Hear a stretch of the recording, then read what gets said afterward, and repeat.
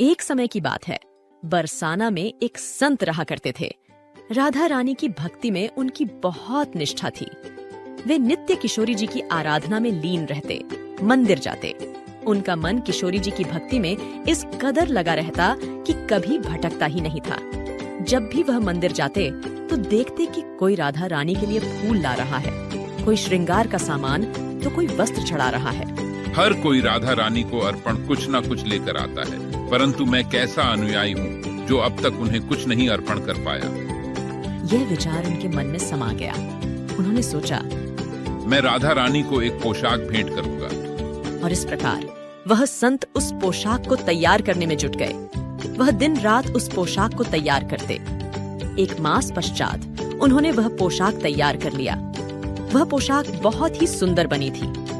अब वह उसे लेकर बरसाना मंदिर की सीढ़ियों पर राधे राधे झपटे हुए चढ़े जा रहे थे। वे अति प्रसन्न थे क्योंकि वे उस पोशाक को राधा रानी को समर्पित करने की कामना रखते थे। परंतु राधा रानी की इच्छा कुछ और ही थी। जब वे आधे मार्ग तक पहुँचे तभी उन्हें एक छोटी सी लड़की मिली। बाबा, बाबा, कहाँ जा रहे हो? लाली, मैं श्री जी के दर्शन के लिए जा रहा हूँ। अच्छा बाबा, आपके हाथ में ये क्या है? बेटी, यह पोशाक मैं किशोरी जी के लिए लेकर जा रहा हूँ। सब उन्हें कुछ न कुछ भेंट करते हैं ना, तो मैं भी आज यह पोशाक बनाकर लाया हूँ। बाबा, राधा रानी को तो सभी कुछ न कुछ देते हैं। यह पोशाक आप मुझे भेंट कर दो। उनके पास तो अनेक वस्त्र हैं, इसलिए बाबा यह पोशाक मुझे दे दो। नहीं बेटी, नहीं। यह पोशाक मैंने बहुत मेहनत से तैयार किया है। मैं तेरे लिए बाजार से दूसरा ले आऊंगा। अब वह बच्ची बालिका जिद पर अड़ गई। उसने संत का हाथ थाम लिया और कहा, नहीं बाबा, मुझे यही पोशाक चाहिए। इस पर संत ने भी अपनी दृढ़ता दिखाई। नहीं बेटी, मैं इसे तुम्हें नहीं दे सकता। इसी बीच वह बच्ची पोशाक छीनकर दौड़ पड़ी और संत उसके पीछे भागे। बेटी, यह पोशाक मुझे वापस कर दे। मैं इसे किशोरी जी को अर्पित करना चाहता हूँ। परंतु बच्ची उनकी पकड़ में नहीं आई। इस पर संत मंदिर की सीढ़ियों पर बैठकर रोने लगे। वहां आने जाने वाले भक्तों ने उन्हें इस अवस्था में देखा और कारण पूछा।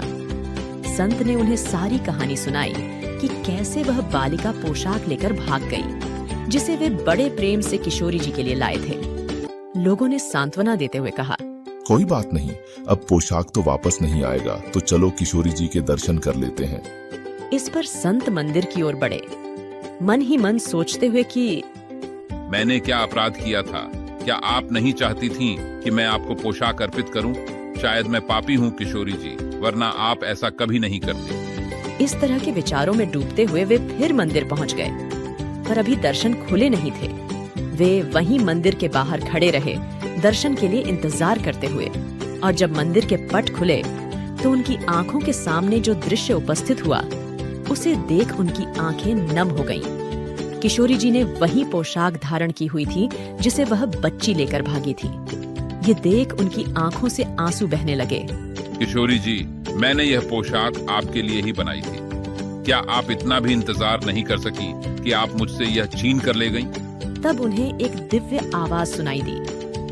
बाबा, तुमने इतने प्रेम से, इतनी मेहनत से इस पोशाक को बनाया है।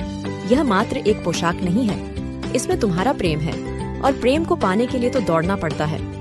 बाबा, आज तुम्हारे इस प्रेम के लिए मुझसे सब्र नहीं हुआ, इसलिए मैं दौड़ कर आ गई। इस पर वह संत राधा रानी के चरणों में गिर पड़े और कहा, किशोरी जी, आपने मेरे जीवन को सार्थक कर दिया। अब तो कोई इच्छा बची ही नहीं। बोलो राधे रानी की जय, कृष्ण मुरारी की जय। उत्तर प्रदेश के मथुरा जिले में राधा रानी के जन्म स्थान बरसाने में एक धर्मनिष्ठ समृद्ध सेठ राम मोहन रहते थे। उनके परिवार में 4 पुत्र और 4 बहुएं थीं। काफी समय पहले ही उनकी पत्नी का देहांत हो चुका था। सेठ जी के पास धन संपत्ति की कोई कमी नहीं थी। कमी थी तो बस एक बेटी की। एक बार एक संत महाराज उनके यहाँ भोजन करने आए। सेठ जी ने उनसे अपनी मन की बात कही। महाराज, इतनी धन संपत्ति होने के बावजूद मैं सुखी नहीं हूँ। मुझे एक पुत्री की कामना हमेशा सताती है। जीवन में जिस भी चीज का अभाव हो, उसका स्थान भगवान के भाव से भर देना चाहिए।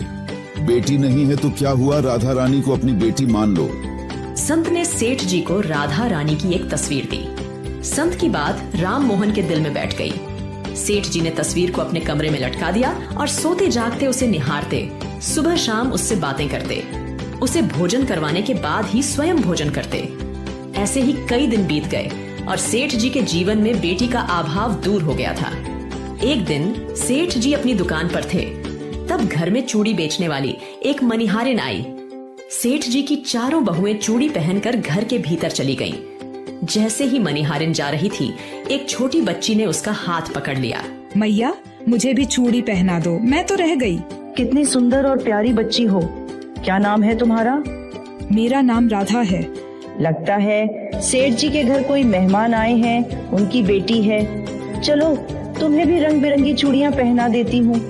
बच्ची को चूड़ी पहनाने के बाद मनिहारिन सेठ जी के पास चूड़ियों के पैसे लेने पहुंची।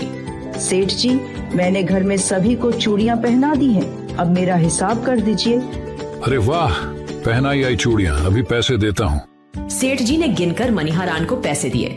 सेठ जी, मुझे ज्यादा पैसे चाहिए, ये तो कम है। चूड़ियों के पैसे बढ़ा दिए हैं क्या? नहीं सेठ जी, दाम नहीं बढ़ाई है।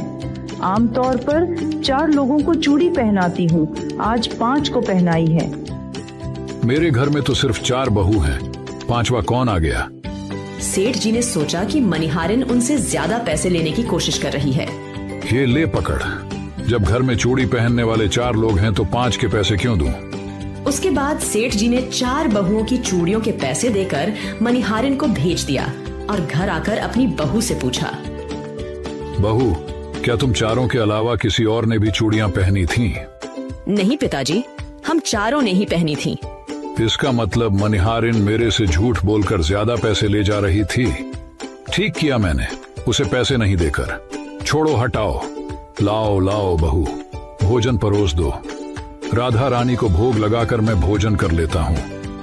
सेठ जी ने राधा रानी को भोजन कराया और खुद भी भोजन करते हुए राधा रानी का नाम जपते हुए सो गए। उस रात सेठ जी के सपने में राधा रानी आई। वे बहुत दुखी प्रतीत हो रही थी, उसके आंखों में पानी था। क्या हुआ बिटिया, तुम क्यों उदास हो? पिताजी, आज घर चूड़ी पहनाने मनिहारिन आई थी, मैंने भी उससे चूड़ियाँ पहन ली। आपने चारों बहू की चूड़ियों का मूल्य तो मनिहारिन को चुका दिया, परंतु अपनी बेटी को भूल गए। मैं भी तो आपके घर में ही रहती हूँ ना पिताजी, आप ही तो कहते हो मैं आपकी बेटी हूँ।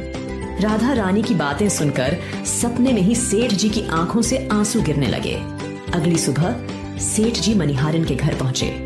तेरा भाग्य तो संत महात्माओं से भी बड़ा है। मैंने श्री राधा रानी को अपनी बेटी समझा है, पर अब तक उन्हें आंखों से नहीं देखा। तुम्हारी भाग्यशाली हाथों ने उन्हें चूड़ियां पहनाई। सेठ जी की आंखों से आंसू बह रहे थे। तुमने मेरी बेटी को चूड़ियां पहनाई हैं। जो भी मूल्य तुम मांगो मैं देने को तैयार हूँ। मनिहारिन की आंखों से भी आंसू गिरने लगे।